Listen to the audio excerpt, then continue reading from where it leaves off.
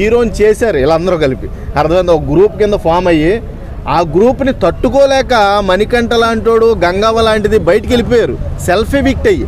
ఈ group torture తట్టుకోలేక, నీ అమ్మ ఇక్కడే ఉంటే సూసైడ్ చేసుకుంటామో, వీళ్ళ బాధలు పడలేక, వీళ్ళ టార్చర్ తట్టుకోలేక అని బయటికి వెళ్ళిపోయారు. కానీ one and only single man lion the Gautam, వాడు ఒక్కడే ఎదుర్కోగలుగుతున్నాడు. వాళ్ళకంటే పెద్ద సైకిడు, వాళ్ళు ఒక మాట అనేసరికి 4 మాటలు అంటాడు. ఆ టైప్లో ఉన్నాడు కాబట్టి గౌతమ్ నిలబడుతున్నాడో, ఫైనలిస్ట్ కంటెస్టెంట్ కూడా అవుతాడు, ఖచ్చితంగా అవుతాడు. నిఖిల్కి తగ్గ పోరు ఎవరైనా ఉన్నారంటే గౌతమే. నబీలు ఒక 2-3 డేస్ నుంచి ఎపిసోడ్లో చూస్తున్నాను, నామినేషన్ ముందు తర్వాత వాళ్ళే చెప్తాను, Nabeel is my favourite contestant. కానీ ఎప్పుడు కూడా వరంగల్ షేర్ అని నేనే మెచ్చుకున్నామండి, ఇలా ఎందుకు మాట్లాడుతున్నాను అనుకోవద్దు.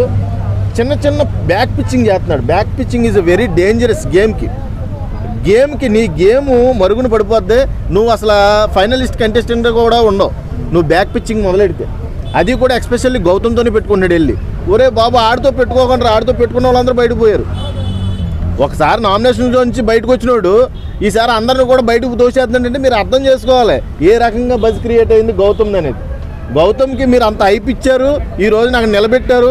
ఇంకా గౌతమ్ దగ్గర గౌతమ్ ఒక్కడనే చూస్తున్నారు మీరు, గౌతమ్కి తలకున్న టవల్ని చూడట్లేదు. Towel is very important you know, ఎందుకంటే ఆ టవల్కి పెద్ద చరిత్ర ఉంది. ఒక రాష్ట్రాన్ని ఏలింది ఆ టవల్, ఏళ్తుంది కూడా నౌ సిచ్యువేషన్లో. ఆ towel is a very powerful అని చెప్పాలి. ఆ టవల్ని మీనింగ్ తెలిసినోడే సపోర్టింగ్ ఎక్కువ చేస్తారు. కాబట్టి అక్కడ పీకే ఫ్యాన్స్ అందరూ కూడా గౌతమ్కి షిఫ్ట్ అయ్యి 1% షిఫ్ట్ అయితే చాలు, గౌతమ్ కప్పట్టుకొని బయటకు వచ్చేస్తాడు.